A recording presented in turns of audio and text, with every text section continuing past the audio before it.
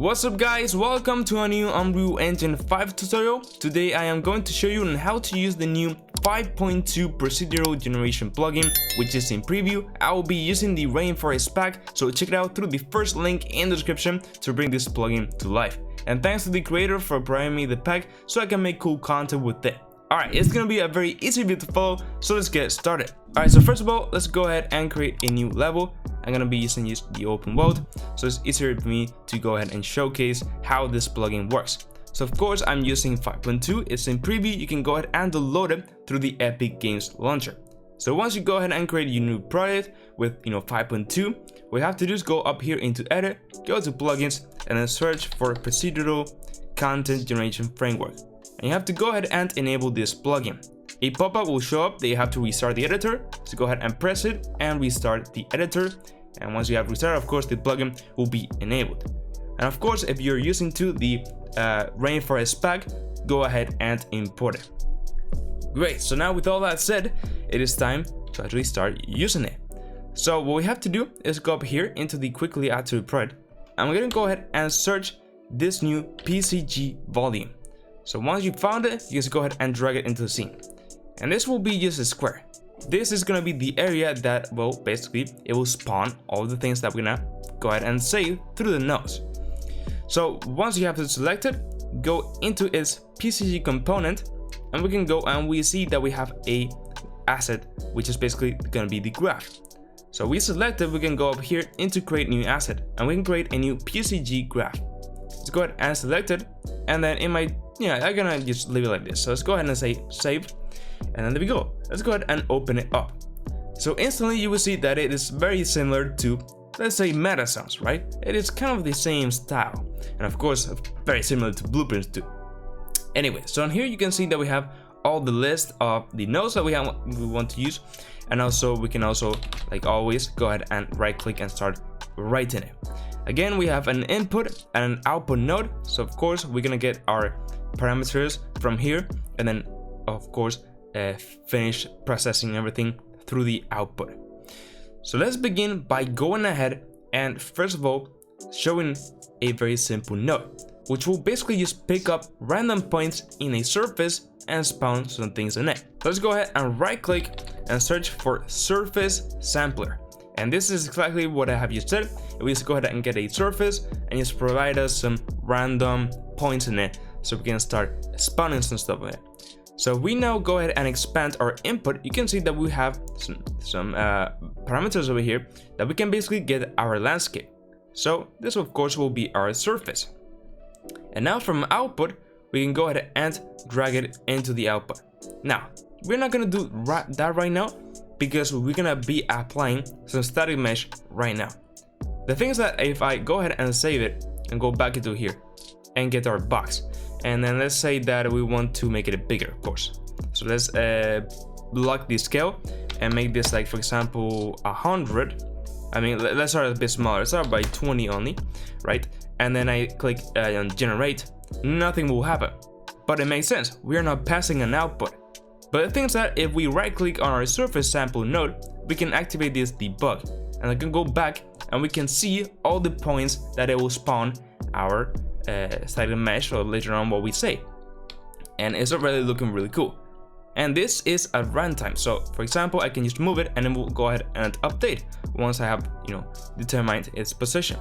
And yes, if I go and press play, for example, I can just go and also start moving it from here. So if I set to movable, okay, and then select it, I also can move it up play, okay, and right now I am in play mode. So this can be really powerful later on when you're gonna be, for example, making procedural worlds randomly, when, for example, like Minecraft or Valheim, something like that, right? Anyway, let's go back into our node. Let's right click and disable debug. And now it's time to actually go ahead and spawn some actual meshes, right?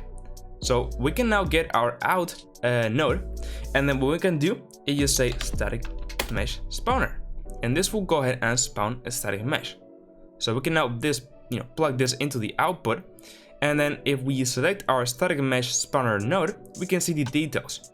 So what we have to do is go ahead and apply a mesh. So we can do this by going in mesh entries. Let's go ahead and open this, sorry, not open this, but yeah, I mean add one new item into the collection. And now we can search our mesh. So I'm here gonna find some cool assets from the rainforest pack. So let's go into the rainforest pack. Let's go into meshes. Let's go and find a cool tree. So for example, let's say for example, I'm gonna click this tree over here. Let's go ahead and just drag it in, and then instantly you will see that if I go here, it will update and we have all the trees. And yes, I did not need to generate this again. Like I said, this works like a runtime. We don't have to like the old system, go and generate again, wait a few seconds, you know, wait until it appears again. This is instant. This is the power that it has. And of course, it is, you know, too much. There's a huge density over here. So let's go back inside of here, and what we can do is go to the surface sampler, and we can change this value here, which is the points per square meter. This is pretty much the density. Right now it's pretty low, but we need to make it even lower. So let's say that we want to do 0.005, for example, right? We can now save it, and now if we enter back again, you can see that now we have a more decent amount of trees, okay? So let's go ahead and apply some more vegetation into this, and also make the area a bit bigger. So let's get the scale and put it to 200, for example, and boom, instantly more trees. Now maybe 200 is a bit too much for this example, so let me just put it to 100 maybe. Yeah, that's a bit better. So you can see instantly how cool this is looking, and you know, all the things over here. Now we can start adding more trees into the same collection on the static mesh spawner. So basically our density will be shared between all of the lists over here. So for example, if I were to add a new item in this case over here, like a palm tree, you will see that it will not add, you know, these trees and then more palm trees in between. It will basically replace some of the trees with the palm trees. So it will basically share the density, in other words. So let's go into our static mesh spawner and I just add in another entity. And now we can just search, for example, yes, our palm trees, for example, this one, right? Just drag it here, and then I can go back here, and instantly you can see that now I have our palm trees. And yeah, like I mentioned before, it's not adding ones in between, it is sharing between different ones. Let's add a few more. Let's go ahead and just add 2 more ones over here. So let's add, for example, where was this cool tree?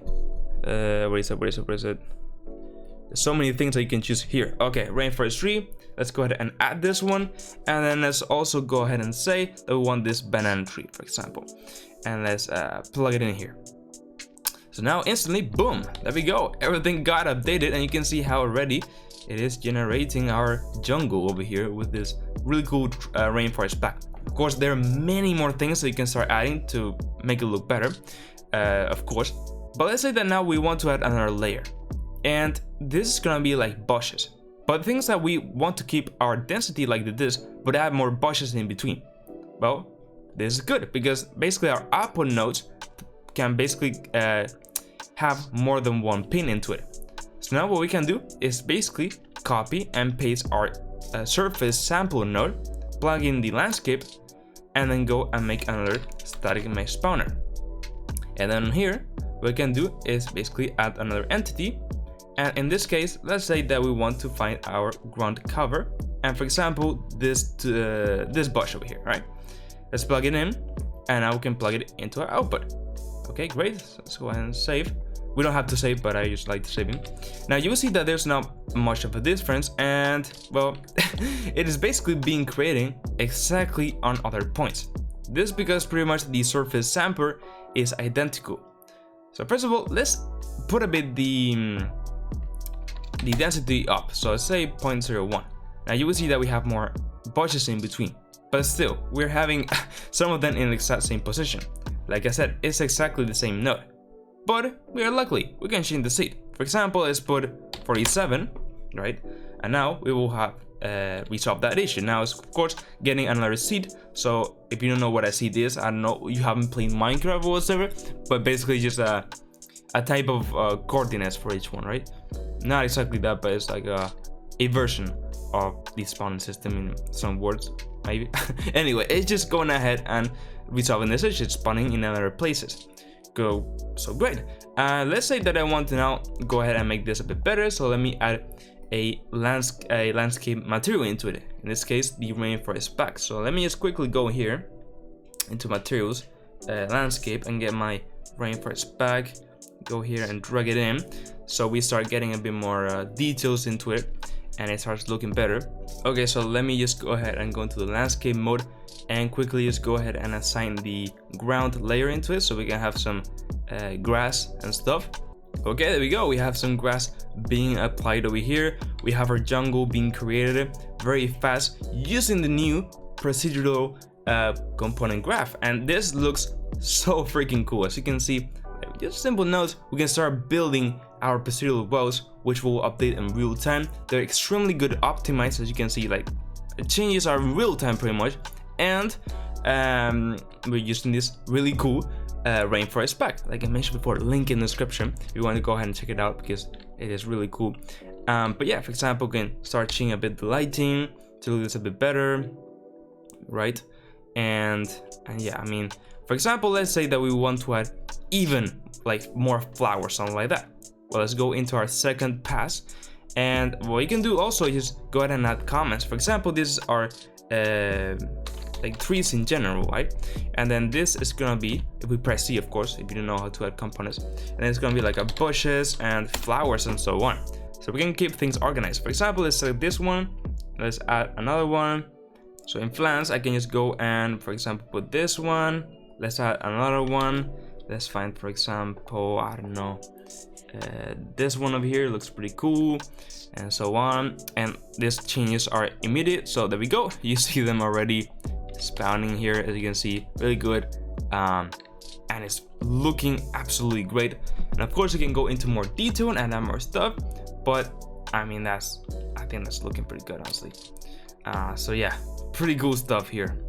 Alright, so I have touched a bit the lighting, so it's more like, for example, the other demos in the rainforest pack. So let's go ahead and just hit play and see this beauty running, because this is mind-blowing. There we go. Holy crap, this looks really cool. Honestly, this makes me really excited, man. That we built this in a very short amount of time, and it's looking absolutely amazing. So yeah, like the power that this has is mind-blowing. We made this in a couple of minutes. Of course, it took a bit more because I explained everything and showcased more, but really, if you're just going straight to the point, you can make this again, let's say 2 minutes. You know. So that's it, guys. If you found the tutorial helpful, I really appreciate you could like the video and subscribe to my channel. Go ahead and check out the rainforest pack, link in the description, and also go ahead and check out my other Unreal Engine 5 tutorials and videos. Join my Discord server, and now yes, well, I said bye bye.